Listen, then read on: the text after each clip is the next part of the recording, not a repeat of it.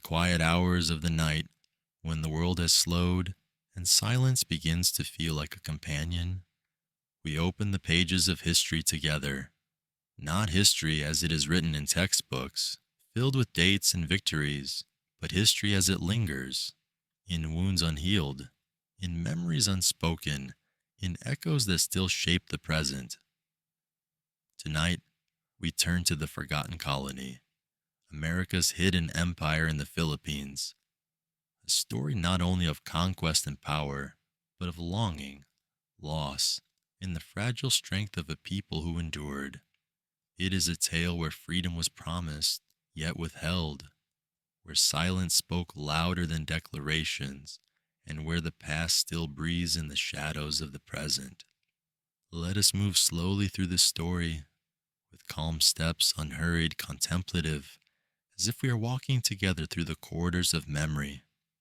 And as you listen, may the rhythm of these words carry you deeper into stillness, reminding you that history is not just the past. It is a gentle whisper that follows us into the night. Welcome, dear listener, to Void Histories, the Forgotten Colony, America's Hidden Empire, in the Philippines. Before foreign ships crossed the endless horizon, before flags from distant lands touched these shores, the Philippines was already alive with a rhythm of its own.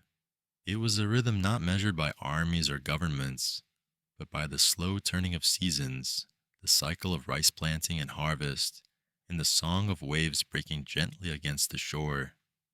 Villages scattered along the coast woke each morning to the call of roosters, to fishermen casting their nets as the sky turned gold, to children running barefoot on the sand, laughing with freedom that asked for no permission. In the mountains, tribes honored the spirits of the earth and the ancestors who walked before them. Rituals of fire and song carried wisdom across generations, whispered like lullabies from parent to child. Life was not without hardship. Storms came, hunger sometimes lingered, but the people endured together, woven tightly in bonds of kinship and tradition.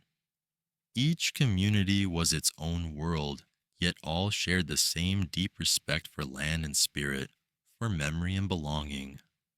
Imagine then such a land before colonizers arrived, its stillness carried by rivers, its beauty reflected in the rice terraces carved like steps toward the sky.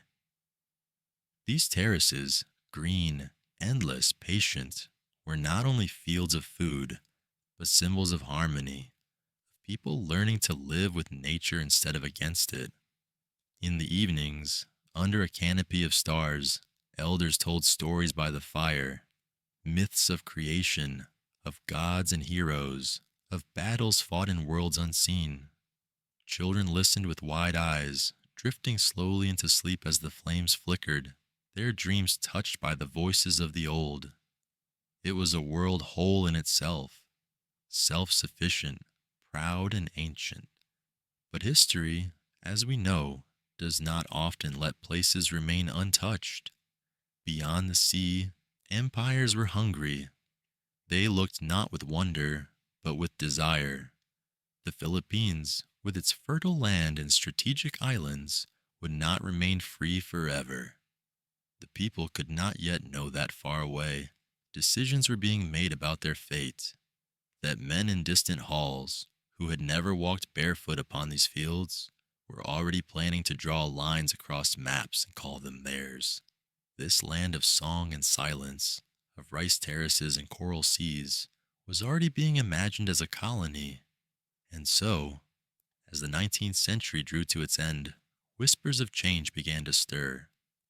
First came strangers with ships, then came strangers with guns, and soon, with promises of liberation that carried the weight of chains, another empire would arrive, America, stepping into the role of ruler, even as it spoke the language of freedom. But before we move to that part of the story, let us hold for just a moment in this earlier time, a time when the islands still belonged only to their people, a time before warships anchored in the bay, a time when children dreamed only of tomorrow's harvest and not of foreign flags. It is from this stillness, this world of roots and rhythm, that the story of America's hidden empire in the Philippines begins.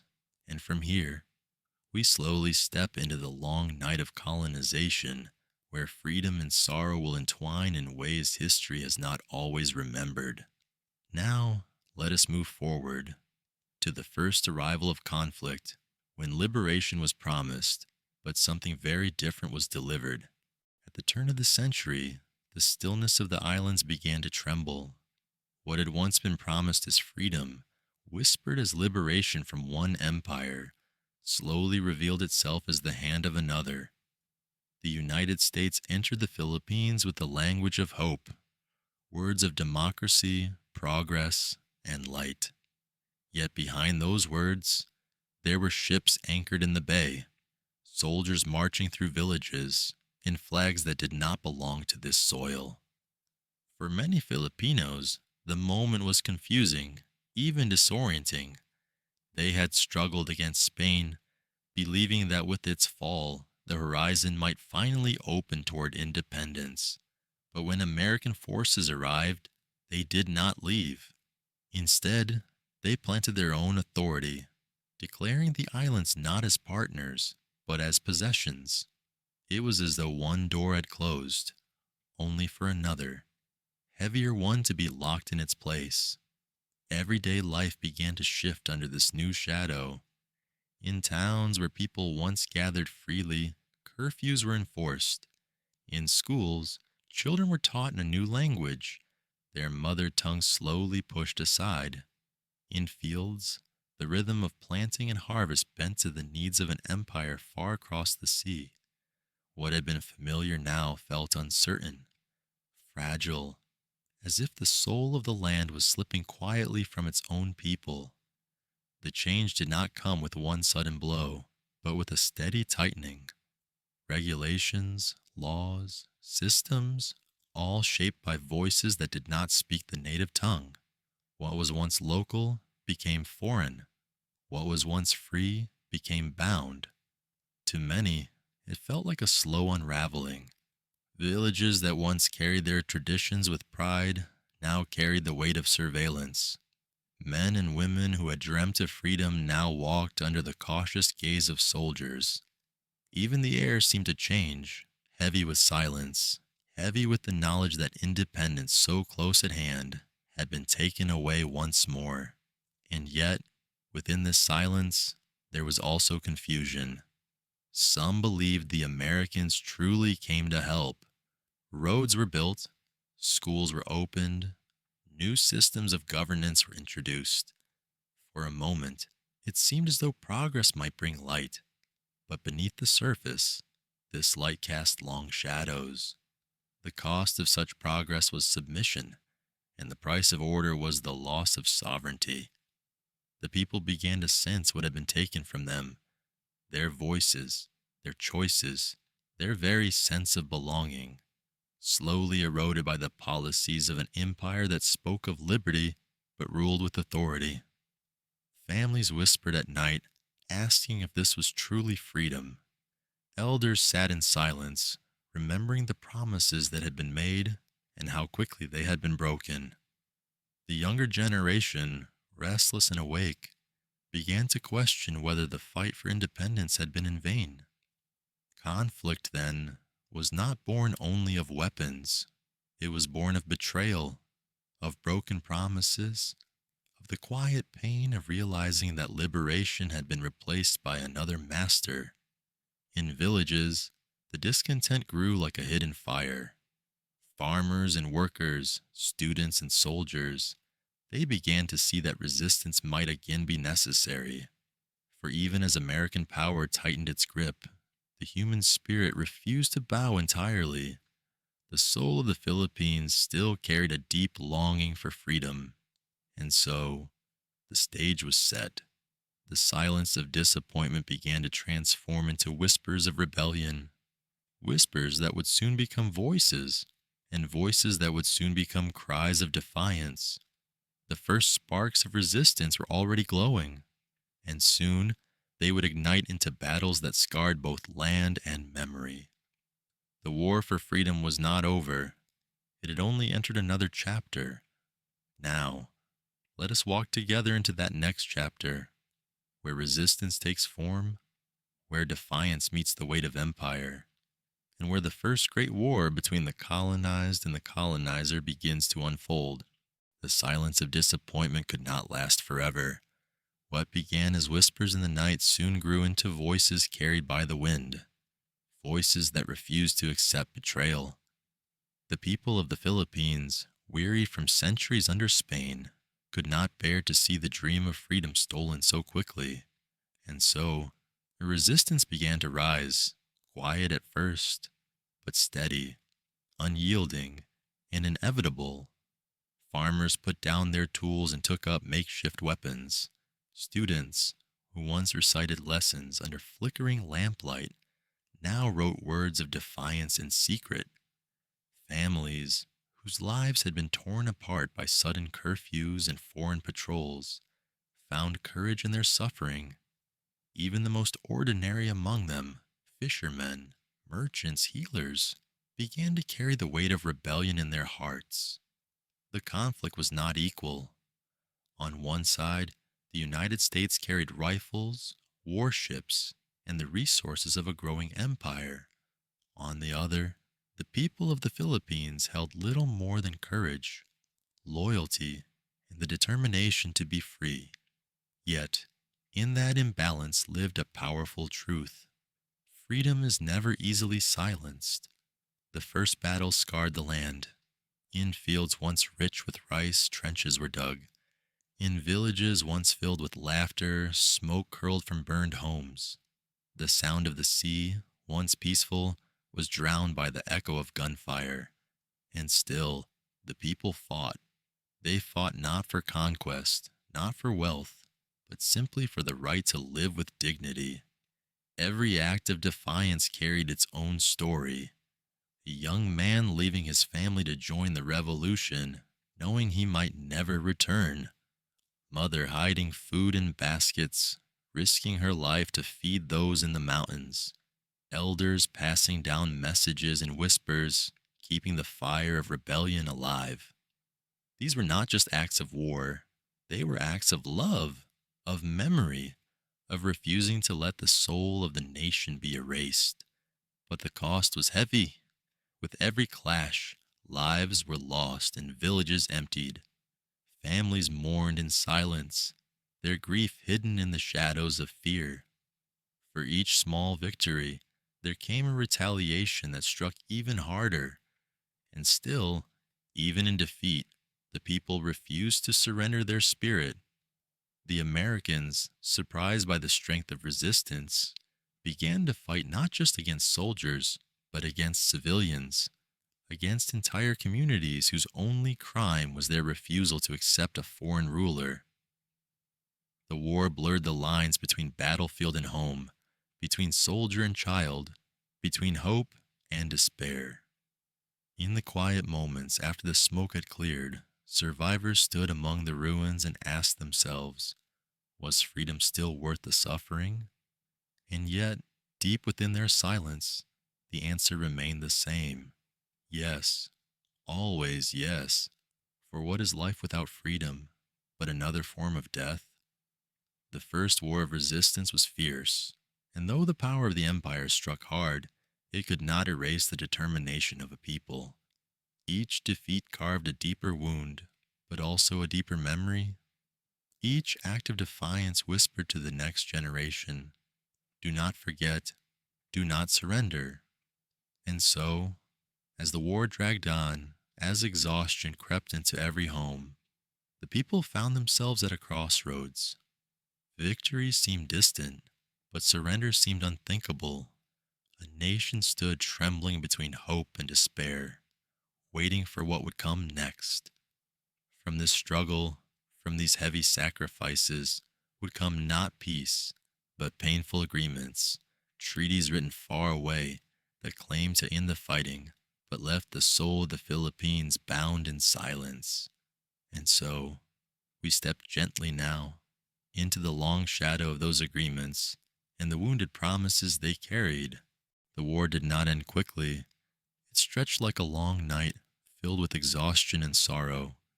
Each battle seemed to repeat the last, moments of courage, followed by overwhelming force. The people of the Philippines fought bravely, but the power of an empire was vast, and its reach seemed endless. Months became years, and the land itself bore the scars of this endless conflict. Fields once green with harvest now lay barren. Villages once alive with song now stood in silence.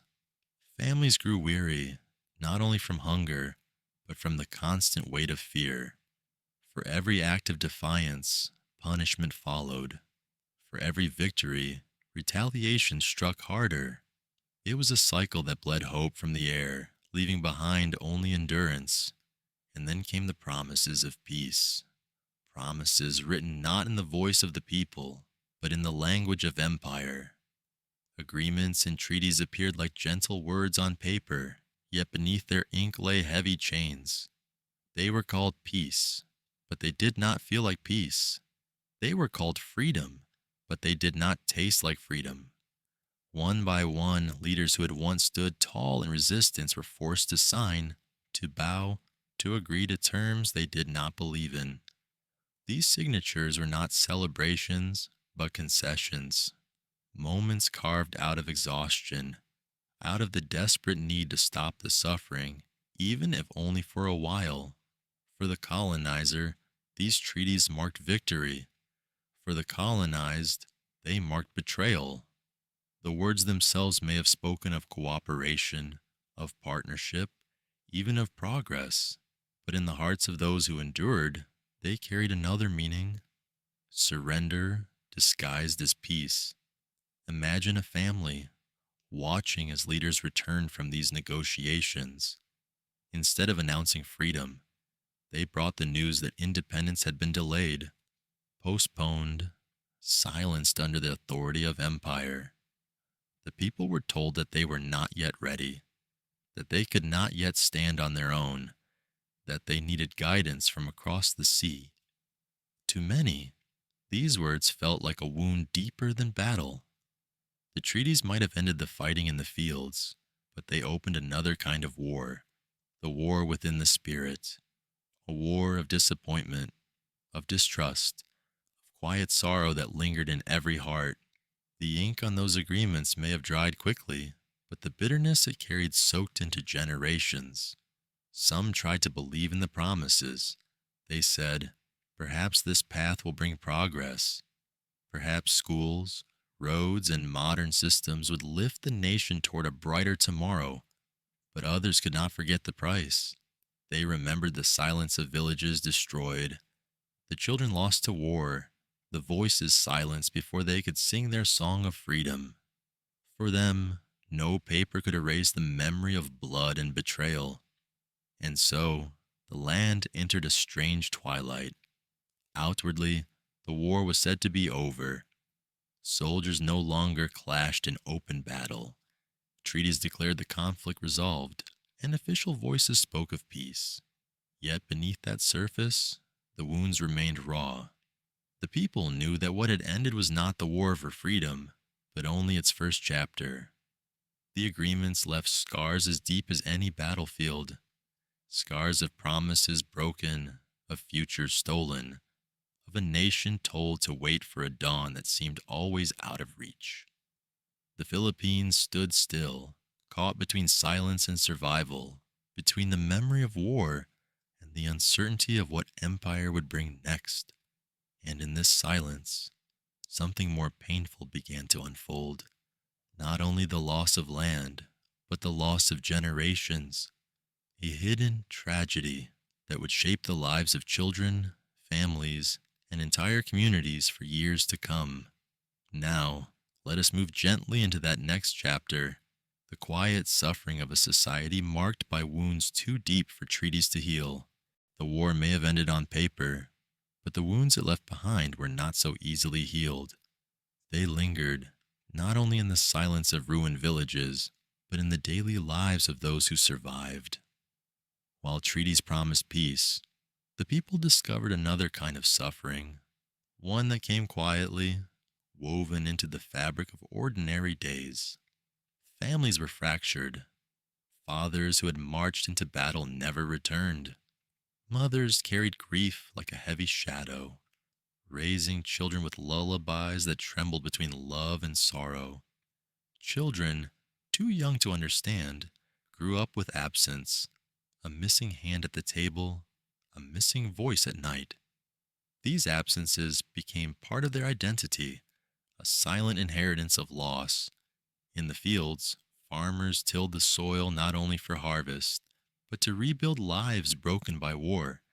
Yet their labor often served not their families, but the empire that had claimed their land.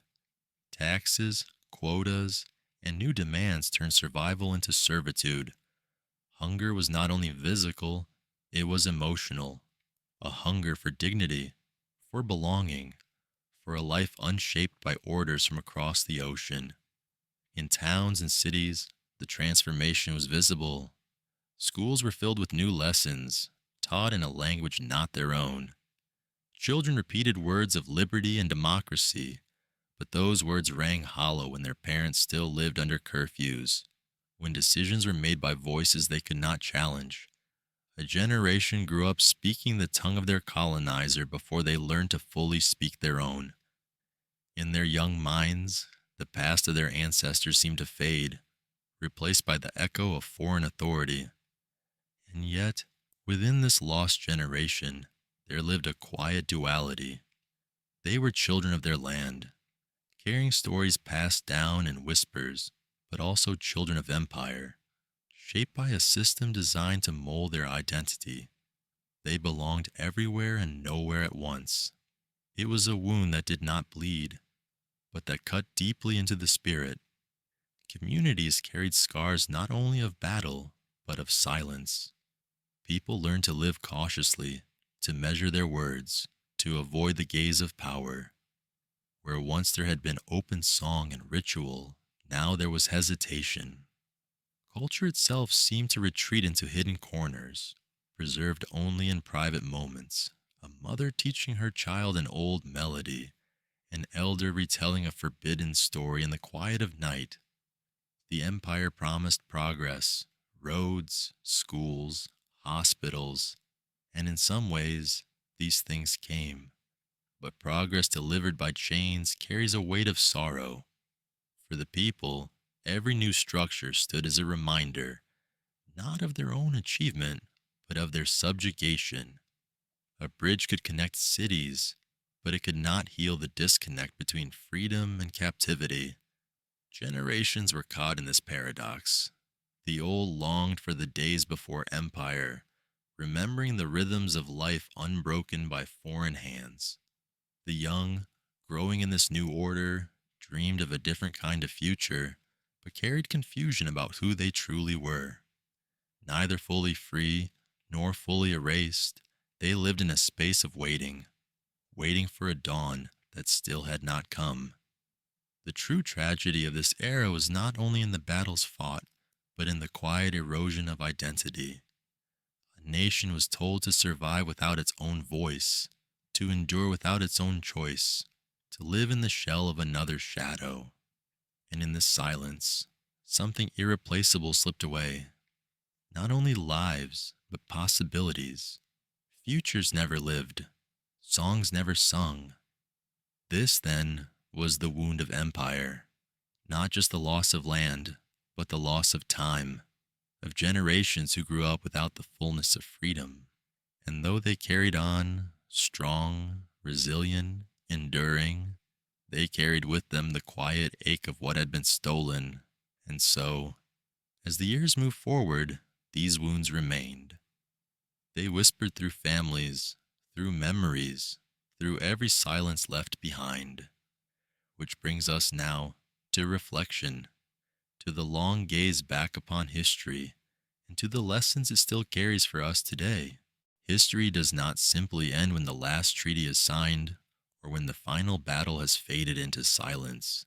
It lingers, like the faint echo of a song, carried across generations.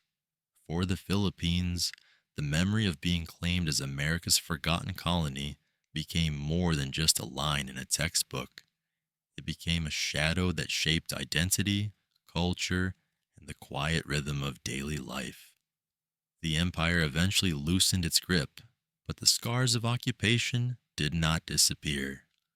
They remained in the way stories were told, in the silences between words, in the traditions preserved quietly, almost defiantly, by families who refused to forget. They remained in the struggles for self definition, for what it meant to be Filipino, after centuries of being told what it meant to be anything but. Even now, if one listens closely, those echoes can still be heard in songs that blend the old and the new, in languages that carry borrowed words but still hold their native soul, in the resilience of a people who endured so much and yet still rise each day to shape their own future. Colonialism leaves behind many kinds of ruins. Some are physical, crumbling buildings, abandoned forts, forgotten roads. But the deeper ruins are invisible. They live in the human heart, in the lost chances, the silenced voices, the dreams deferred. These are not ruins we can always see, but they are the ruins we continue to feel. And yet, within those ruins, there is also something enduring, something unbroken, a quiet strength, like a candle that refuses to go out, even in the longest night. That strength is the story of survival, of resistance, of identity held close despite the weight of empire. It is the story of a people who refused to vanish even when history tried to write them away. Tonight, as we reflect on this hidden empire, let us not only remember the suffering, let us also remember the resilience. For every story of loss, there is also a story of endurance. For every silence imposed, there is a voice that whispered still. For every generation wounded, there was another that dreamed again. History is not only a collection of dates and battles, it is a mirror, showing us what power can do, what injustice can destroy, and what humanity can endure. It asks us to look inward, to ask ourselves how we carry the past and how we choose to shape the future. So as you listen now, in the stillness of night, imagine the quiet strength of those who came before. Imagine the farmers, the mothers, the children, the elders, each of them carrying hope through darkness. Imagine their voices, soft but steady, telling us not to forget, not to turn away, not to let the shadows of history vanish into silence. For the story of America's hidden empire in the Philippines is not only about empire and colony, it is about memory and forgetting. It is about wounds and healing. It is about the human spirit, fragile yet unbroken, moving always toward the light of its own dawn. And so we end our story here, but the echoes remain. Carried through time, they invite us to remember, to reflect, and to dream of a world where freedom is not borrowed, but truly lived. Good night, dear listener. May the story stay with you, gently, like a fading song, and may you rest knowing that even in the darkest chapters of history, the human spirit always seeks its way back to the light.